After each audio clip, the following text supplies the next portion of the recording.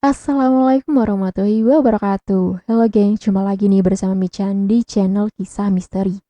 Pada kesempatan kali ini, Michan akan melanjutkan dari cerita yang sebelumnya nih gengs, yang berjudul Yayu Widiawati. Michan yakin nih, pasti kalian penasaran kan bagaimana kelanjutan ceritanya. Oke, nggak perlu nunggu lama lagi ya gengs, langsung saja kita masuk ke ceritanya. Yayu Widiawati, bagian yang kedua. Setelah sekian lama tidak ketemu, kadang hanya teleponan, dan waktu itu sudah lama tidak terdengar kabar sampai beberapa bulan, dan suatu hari ada SMS masuk di HP jadulku. Maklum HP jadul, lalu aku buka pesan, saya kira dari selingkuhanku, operator M3, biasanya sih dia. Mas, aku sekarat, SMS kubaca. Aku balas saja, mungkin kan orang iseng, maklum waktu itu sedang menebar nomor HP. Jajan di mie ayam pun di mejanya aku tulisin nomor teleponku di terminal, tapi paling parah di kuburan. Aku kasih nomor HP-ku di setiap batu nisan, tak tulisin pakai spidol permanen. Maaf, saya bukan dokter, tapi bajingan, balasku. Lalu ada balasan lagi. Yayu Widiawati, balas SMS itu. Wah, langsung deg-deduk banget hatiku. Sudah hampir 4 bulan, gak ada kabar, kok tiba-tiba SMS. Aku diamkan sebentar. Tidak lama telepon masuk. Nada deringnya Pasha ungu demi waktu. Telepon aku angkat dan ya gitu kaget banget dengan suara Mbak Yayu. Lirih memelas seperti orang sedang sakit. Dan ternyata benar Mbak Yayu sedang dirawat di rumah sakit daerah Pekalongan. Dan Mbak Yayu memintaku untuk datang atau membantu. Aku bisa apa? Dokter bukan, dukun bukan, yai bukan, kok suruh membantu? Kalau membantunya pasang bata plester atau membantu ngaduk, aku mah bisa. Dasar gak tega, ya sudah. Suatu sore aku berangkat naik bus jurusan Jakarta. Aku turun di Pekalongan, lalu ngojek. Diantar temanku sampai di sana agak malam, jam 21.12. Segera menuju rumah sakit yang Mbak Yayu dirawat. Sampai di depan rumah sakit, aku telepon Mbak Yayu dan diberitahu ruangannya. Dan saat memasuki gerbang rumah sakit, dadaku terasa sesak. Mas Bliss, aku tunggu di luar aja ya. Takut masuknya, ucap temanku. Ya sudah, ngopi-ngopi sana mas, nanti aku samperin, jawabku. Begitu kakiku melewati gerbang rumah sakit, hawa-hawa setan sudah mulai semerbak, seperti aroma orang sakit yang berkepanjangan. Assalamualaikum kawanku semua. Ucapku lirih sambil melepaskan hawa penyegaran disambut dengan kesekelebat beberapa makhluk halus. Mungkin saja ingin berkenalan, tapi malu-malu. Setapak demi setapak, aku melangkah santai melihat kiri kanan. Mas, preman ya? Teriak suara dari ruangan yang aku lewati. Sontak saja aku mundur 2 langkah, lalu menoleh ke dalam ruangan. Ternyata di dalam kamar nampak duduk di ranjang orang sakit, dengan tangan dan tubuh yang ditempeli kabel PLN, kabel infus, dan lain-lain. Nampak wanita muda dengan rambut dicukur habis sebelah, dan sebelahnya pendek. Wanita itu tersenyum dan melambaikan tangan ke arahku. Preman ya? Ucapnya lagi. Hahaha, sialan, ucapku lirih. Dia kok tahu, kan aku pakai celana sobek-sobek. Padahal, aku lewat yang terlihat dari dalam lewat jendela hanya sebatas dada. Lah kok tahu? Awas minggir, jangan ganggu calon istriku. Bentak suara tiba-tiba dari belakang dan langsung menembus tembok. Spontan saja aku langsung berjalan kembali, menuju lorong-lorong gelap, sampai di persimpangan lorong menuju ruang melati 4 tempat Mbak Yayu dirawat. Kakiku terhenti. Di depan sedang ada 2 sosok berhadap-hadapan dalam kondisi jongkok. Masih terlihat seperti bayangan dan lama-lama wujudnya menjadi 2 sosok laki-laki dan perempuan berjongkok seperti sedang berdiskusi. Aku beranikan diri berjalan pelan. Pikirku kalau aku bilang permisi, mereka menjawab, aku akan lurus. Tapi bila tidak menjawab, aku akan ikut ngobrol dengan mereka. Ternyata waktu sampai di belakangnya, permisi, ucapku pelan. Kedua sosok itu melihatku dengan tatapan nanar memelas. Wajah khas orang kampung, pakaiannya cuma baju biasa, dan laki-lakinya bercelana hitam, atasan batik, lengan panjang, dan rambut yang disisir ke belakang. Sedangkan perempuannya memakai gaun seperti daster gitu dan berjaket rajutan. Sang laki-laki nampak sedang merokok. Aku segera menghampiri mereka dan aku duduk di sampingnya dengan sandaran tembok. "Ngapain kesini?" ucapnya. "Ngapain mas, mbak? Kok di sini? Kan ini bukan tempat umum untuk merokok," tanyaku. "Lihat, anakku terkapar tidak berdaya," ucap masnya dengan tiba-tiba menangis. Aku masih menyender dengan kedua tangan di atas lutut. Sosok laki-laki itu lalu membentur-benturkan kepalanya ke belakang mengenai tembok. Terlihat sangat kecewa dan penuh beban yang ia tanggung. Lalu si perempuan mencoba menenangkan. "Kalau boleh saya tahu awalnya bagaimana? Kok bisa begini?" tanyaku lirih masih dengan posisi nyender. Lalu aku keluarkan rokok dan meminum kopi kemasan dan roti segi 4 yang dibeli di Indomaret. "Anak saya waktu itu sedang main di depan rumah bersama teman-temannya. Lalu ada pengemudi mobil warna putih dan ibu-ibu turun memberi mereka jajan dan makanan. Namanya di kampung ya begitu mas. Apalagi kita orang gak mampu, diberi makanan begitu banyak ya seneng. Namanya anak-anak. Lalu anak-anak diberi uang yang lumayan banyak dan ada 4 anak termasuk anak saya. Dan kedua temannya sudah meninggal. Si minggu ini ada 2 mas. Sekarang anak saya sakit," cerita mbaknya sambil menangis sedih. Begitu. Orang mana yang ngasih mbak?" tanyaku. "Gak tahu mas. Katanya lewat pinggir hutan, padahal jalanan itu buntu. Hanya tembus ke sawah dan hutan. Dan mobil itu gak pernah kembali ke jalan raya mas," lanjut mbaknya. Dan aku masih merokok. Suasana rumah sakit sepi tanpa ada satupun yang lewat. Si masnya masih terus meratapi dengan tangisan dan sesekali menyeka air matanya. Tiba-tiba HP-ku berbunyi. "Kayaknya aku mau mati mas." SMS dari Mbak Yayu. Si mbaknya hanya berusaha menenangkan masnya. "Masih ada sisa uangnya mbak, mas?" tanyaku. Tidak ku ketahui, mbaknya tiba-tiba berdiri dan masuk ke ruangan yang aku buat nyender. Padahal tadi gelap, kok mbaknya masuk aja. Aku mau berdiri tapi ditahan sama masnya. Padahal tadi gelap, kok mbaknya bisa masuk aja. Aku mau berdiri, tapi ditahan sama masnya yang masih menangis tanpa melihatku. Dan tangannya di pundakku dengan kekuatan yang membuatku berpikir 2 kali buat berdiri. Mungkin itu sesuatu pesan atau kode agar aku tetap duduk di sampingnya. Mbaknya keluar dan membawa plastik hitam lalu dibukanya dan dikeluarkan isinya. "Astaga, segepok uang," pikirku. "Ini uangnya mas," ucap ibu itu sambil menyerahkan kepadaku. Terlihat segepok uang tertulis di kertas pengikatnya. 10 juta.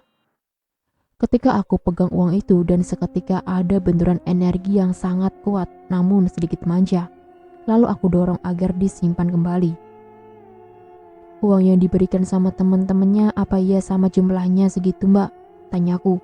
"Sama mas," ucapnya. "Saya bukan mau pamer, tapi mari kita lihat mbak, anaknya gimana sekarang?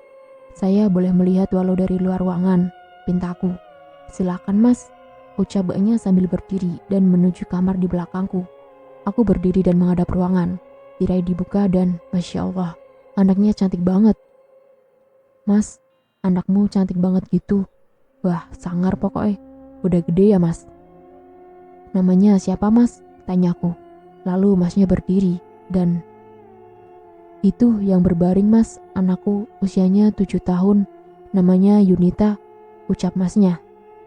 "Lah, yang berdiri di sampingnya siapa mas?" "Wanita cantik banget. Apa kakaknya?" tanyaku lagi. "Mas, anakku sendirian," teriaknya kencang banget. Lah, malah jengkel masnya. "Aku nanya beneran." "Ya jangan marah mas, kan aku gak tahu," ucapku. "Jangan menakutiku mas.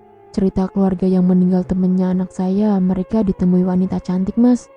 Masa anakku ya harap mati?" Ucapnya lalu kembali menangis dan melorot ke bawah lalu duduk dan nyender lagi. Sekali lagi, HP ada pesan masuk. "Mas, 10 menit lagi aku mati." Isi pesan singkatnya Mbak Yayu. "Ya sudah, ikhlaskan saja mas. Ini takdir dari Yang Kuasa," ucapku. "Takdir apa takdir? Ini bukan takdir kalau kematian anakku disebabkan oleh siluman-siluman jahanam," bentaknya. Aku kembali duduk dan berbicara. Kalau aku bisa menyembuhkan anakmu, apa kamu mau merubah sikapmu yang egois dan emosional? Ucapku lirih sambil menghisap rokok Marlboroku. Dan jangan berpikir bahwa Allah akan membuatmu kaya. Kalau hanya jalan lurus saja, jangan mengandalkan ibadah dan baikmu kepada keluargamu. Dan ingat, bekerjalah mas. Memang Allah sudah memberimu rezeki, tapi itu hanya untuk hidupmu, bukan untuk kemewahan dan gaya hidupmu. Kamu tahu mas, dan ingat nanti ketika kamu sudah menjadi kaya, jangan lupa kata-kata saya. Ucapku memberi semangat. Kalau modalmu datang, pasti modelnya juga datang, ucapku. Aku pura-pura menepuk pundaknya, sambil aku tebarkan pesona jambi-jambi agar demi cantik yang sedang menunggui anaknya mas itu mau mendatangiku. Assalamualaikum ya jin minal badani hadir. Assalamualaikum warahmatullahi wabarakatuh. Dumateng junjungan kita Nabi Muhammad boten kesupen. Dumateng para malaikat ugi dumateng sesepuh lan pini sepuh ingkang kula hormati. Aki danyang nini danyang lan sedonyo kamawon. Lan sedulur-sedulur jin lan kewan-kewan sedoyo. Hadirin ingkang kula tresnani lan kula hormati. Monggo kita bebarengan majuaken puja lan puji syukur dumateng Gusti Allah Subhanahu wa taala. Amargi sampun pinaringan berkah lan karunia dumateng kita sedoyo. Sehingga kita sedoyo pinaringan kamampal kanthi sehat lan afiat. Hadirin ingkang kula hormati, kaping sapindah kula sedoyo perlu bahan utawi panganan. Amargi lingkungan utawi panganan menika papan kangge ngegantungaken urip umat menungso lan jin pangawan demit menulung sarak sedoyo. Amargi menika kita sedoyo kedah njagi lingkungan sae-sae supados bumi keuntungan kagem kita sedoyo. Hadirin ingkang kula hormati, babagan kebersihan lingkungan nggih menika salah sapindhahipun cara kang sae kanthi kita sedoyo nyegah penyakit-penyakit ingkang ngintik rikala sengkala musim udan. Sikap semanten ingkang saged kula aturaken umpami wonten klenta-klentunipun kula nyuwun pangapunten. Wassalamualaikum warahmatullahi wabarakatuh. Tiba-tiba dari belakang ada yang datang menggandeng tanganku dan berkata, "Bicara apa Thomas?" Ucapnya dari belakangku, langsung menggandengku. Sebelum pergi aku berpesan kepada mas itu, "Tunggu 10 menit lagi, anakmu sembuh. Dan ingat mas, jangan kecewakan mereka. Aku akan memintakan kesembuhan buat anakmu. Dan setelah sadar, bilang dapat salam dari iblis Katon." Ucapku dengan senyum dan percaya diri juga sedikit sombong. Dan setelah itu aku berjalan digandeng wanita cantik. Jin cantik. "Kenapa kamu ikut aku? Kan puisiku gak mempan," tanyaku. "Kasihan aja, habis masih lucu sih," ucap sosok itu. "Namamu siapa?" tanyaku lagi. "Rosdiana mas, siluman penunggu sendang," ucapnya. Kita berjalan lurus, tidak terasa sudah mendekati ruangan Mbak Yayu dirawat. Di depan ruangan Mbak Yayu aku SMS. Aku sudah berdiri di depan pintu, bunyi SMS-ku. "Y," balasnya. "Langsung masuk apa nunggu kodemu?" SMS balasanku. "Ya, langsung masuk. Aku udah kangen berat," balas Mbak Yayu. Aku langsung ketok pintu dan masuk, disambut dengan harum khas rumah sakit, bercampur anyir yang menyeruak. Tinggak-tingguk di dalam ruangan, ternyata hanya Mbak Yayu sendirian. Lalu aku dekati Mbak Yayu dan aku raih tangannya. Aku pegang sambil aku duduk di pinggirnya. "Kok belum mati?" tanyaku. "Semenit lagi," jawabnya. Tangannya dingin, wajahnya pucat dan menggigil tubuhnya. Tanganku terus digenggam erat, seolah dia tahu kalau mau mati. Entah dari mana datangnya, tiba-tiba berdiri sosok yang sangat menyeramkan. Dengan penuh ambisi, dia memandangku penuh kebencian. Tangannya tiba-tiba menjulur dan hendak menarik sukma Mbak Yayu. Sudah terlihat sukma Mbak Yayu hampir keluar dari tubuhnya. Terlihat sesak nafasnya, mulutnya menganga lebar. Menahan kesakitan yang luar biasa, sakaratul maut. Lalu aku mendekat ke telinganya lalu berbisik, "Dengarkan aku Mbak Yayu.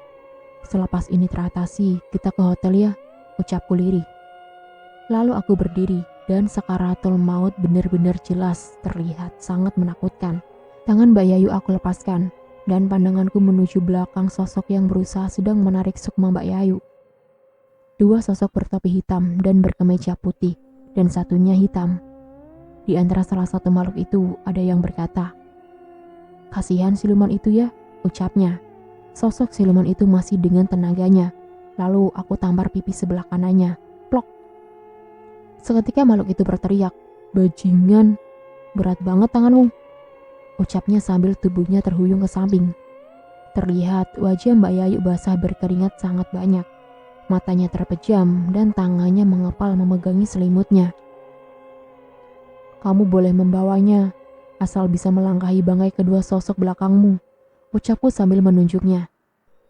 "Ah, malah kita, Il," ucap yang satunya sambil tersenyum geli, lalu menoleh sosok itu ke belakang dan seketika, "Ampun malaikat, ampun. Ya sudah, aku akan cari wadal yang lain. Assalamualaikum," ucapnya langsung berambat lari entah kemana terbawa angin. Aku lihat Mbak Yayu belum juga sadar, tapi aku lihat wajahnya sudah membaik.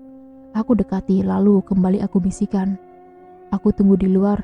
Kalau 10 menit gak nongol, anggap saja aku sudah mati ya Mbak," ucapku di samping telinganya.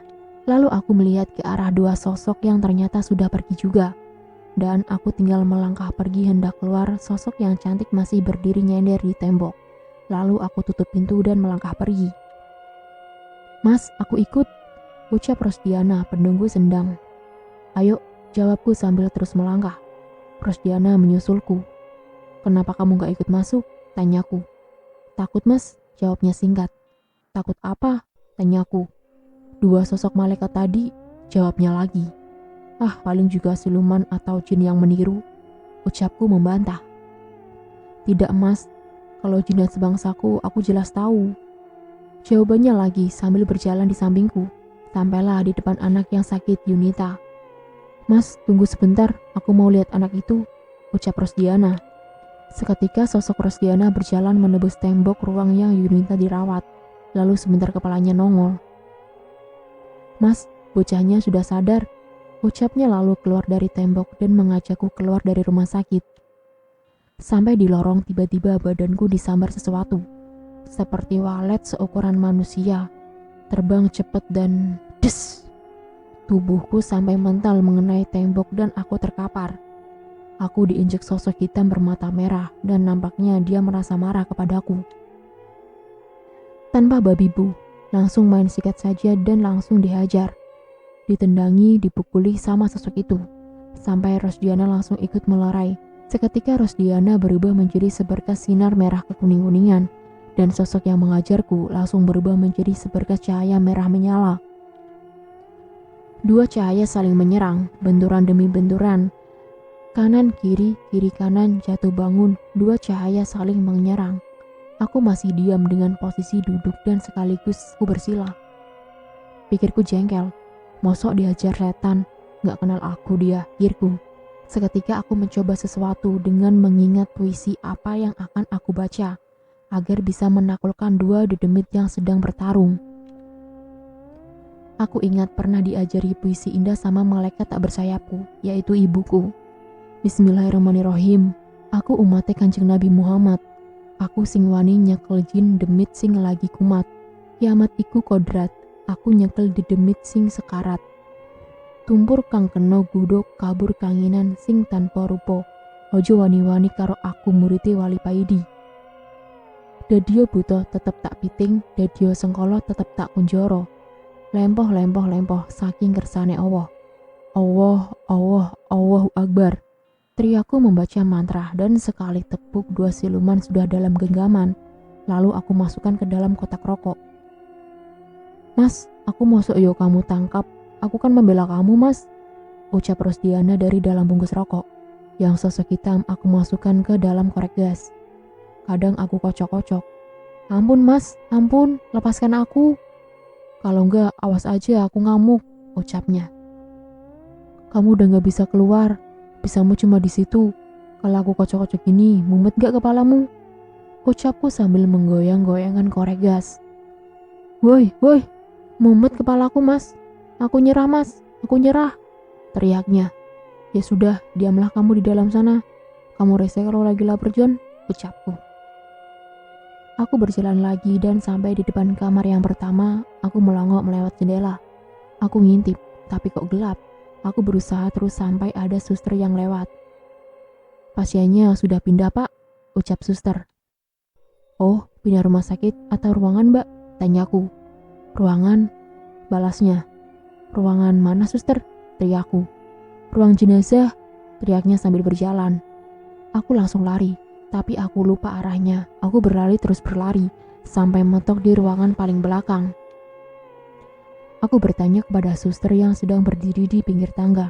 "Sus, ruang jenazah di mana ya?" tanyaku. Suster hanya diam, lalu memonyongkan bibirnya. Bibirnya dimajukan, seperti ngasih kode. Aku menoleh. Lah kok ternyata ada di depanku ruang jenazah. Aku di depan ruang jenazah, mengintip, tapi tertutup rapat. Lalu ada perawat yang suka mengantar jenazah sedang membawa ranjang jenazah. "Ngapain, Mas?" suara dari sampingku. "Oh, enggak apa-apa, Mas. Hanya mau melihat teman saya.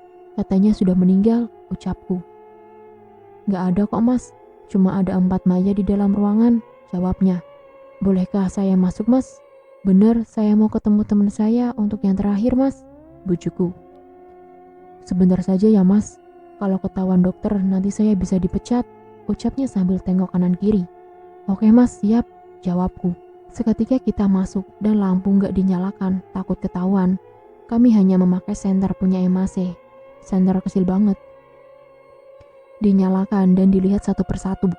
Mayat pertama wanita dengan leher membekas merah, seperti dicekik.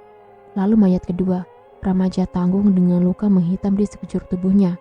Ketiga, laki-laki tua dengan mulut menganga. Aku sampai kaget merinding hebat. Sampai mayat keempat dibuka kain penutupnya dan astaga, teriakku lalu aku bekap mulutku. "Mbak Yayu," teriakku.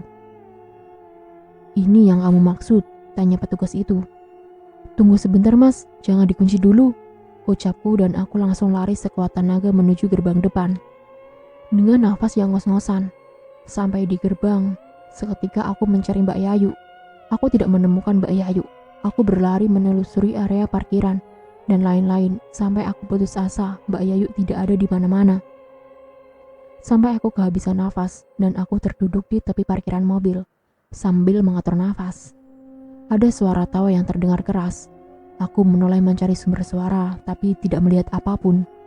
Aku tidak mau kalah dan aku bangun lagi dan berjalan menuju ruangan Mbak Yayu dirawat. Setelah sampai di sana, ternyata nggak ada juga dan aku berjalan kembali ke arah luar.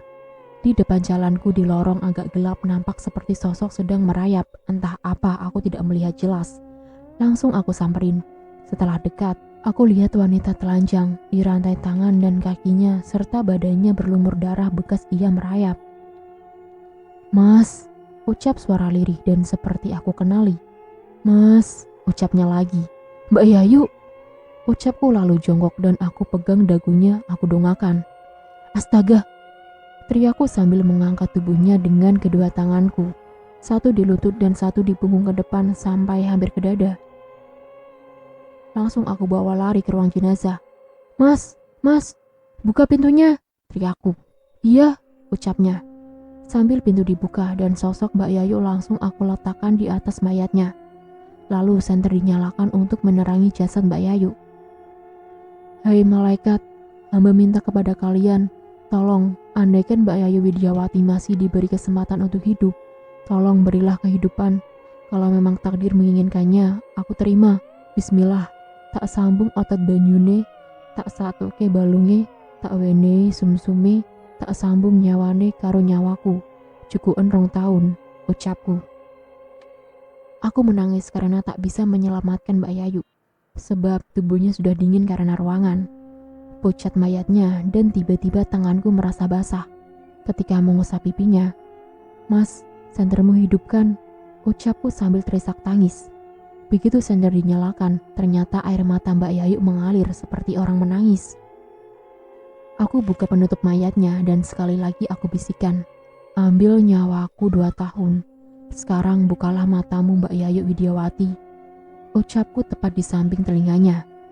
"Iya Mas," jawabnya tiba-tiba dan Mas perawat kaget.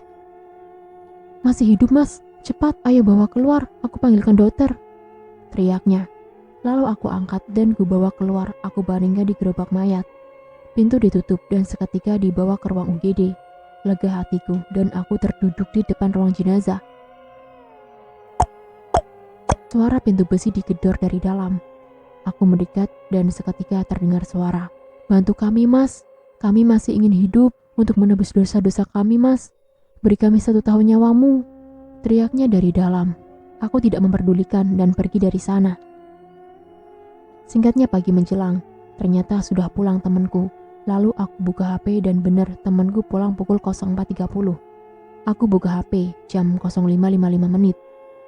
Aku duduk di depan gerbang sambil menikmati kopi dan sekali lagi aku dibuat kaget. Pip pip, suara klakson mobil dan aku menoleh. Begitu mobil berhenti dan kaca dibuka, ternyata Mbak Yayu. "Mas, ayo ikut aku cepat," ucapnya. Lalu aku bayar kopi dan menuju mobil Mbak Yayu.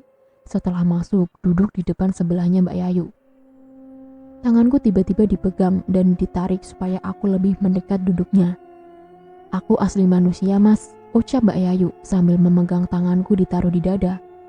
"Ada detak jantungnya, Thomas," ucapnya lagi. Aku hanya mengangguk. Dan mobil melaju ke arah timur, sampai di suatu desa terpencil. Jauh banget naik mobil sampai hampir 2 jam, dan sampailah di suatu rumah yang mewah. Mobil diparkirkan, Mbak Yayu turun, dan aku juga ikut Mbak Yayu masuk ke rumah. Dan aku menunggui di teras. Tidak berapa lama, Mbak Yayu keluar membawa tas ransel dan sebuah koper pakaian. Lalu masuk lagi ke mobil dan tancap gas. Ternyata mobil dibawa ke salah satu rumah dan Mbak Yayu meminta sejumlah uang. Entah berapa, dan Mbak Yayu lalu memberikan STNK dan BPKB kendaraan. Akhirnya kami jalan kaki menuju suatu jalan raya. Dan singkat kata, Mbak Yayu ingin selalu bersamaku. Dan sampailah di suatu kota, dan Mbak Yayu menepati kos dekat daerahku. Mbak Yayu membuka toko kelontong di sebuah desa. Sampai tiba waktunya Mbak Yayu pergi untuk selamanya. Dan selesai. Sekian dan itulah akhir dari kisah misteri yang berjudul Yayu Widiawati nih, gengs. Dan di sini Michan cuma mau berpesan ya, gengs. Segala hal yang membuat perjanjian dengan jin hanya akan membawa kesesatan. Tidak akan pernah ada habisnya jika manusia mengedepankan hawa nafsu. Dunia akan semakin menjerumus dalam kekelaman. Dan manusia tidak akan pernah tahu rahasia kematian kapan dan datang dengan cara apa maut menjemput. Manusia hanya bisa berserah diri dan menunggu hingga waktunya tangan maut menghampiri. Akhir kata Michan ucapkan terima kasih nih, gengs, buat kalian yang sudah mengikuti video ini dari awal. Dan tak lupa ya, Michan ingatkan untuk tekan tombol like, komen, share, dan subscribe ya, gengs, demi perkembangan channel Michan. Dan jangan lupa juga nih, tekan tombol lonceng ya untuk mengaktifkan notifikasi cerita yang selanjutnya.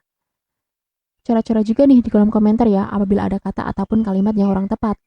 Dan jika dalam cerita ini terdapat nama, tokoh, ataupun karakter yang sama, itu hanya kebetulan semata ya, gengs. Bye-bye, wassalamualaikum warahmatullahi wabarakatuh.